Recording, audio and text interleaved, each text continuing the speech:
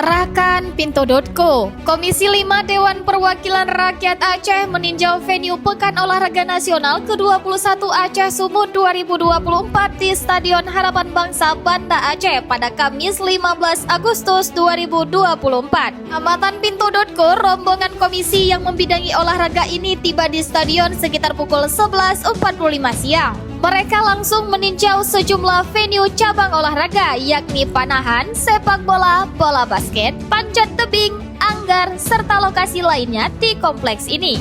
Ketua Komisi 5 DPR AM Rizal Falevi Kirani mengatakan bahwa peninjauan ini untuk melihat sejauh mana kesiapan Aceh sebagai tuan rumah event olahraga nasional tersebut.